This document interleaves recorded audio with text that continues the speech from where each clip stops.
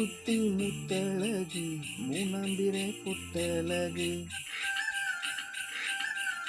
பொள்ளாச்சி மண்ணில் விளைஞ்ச நெல்லு மணி பல்லழகு மூக்குத்தி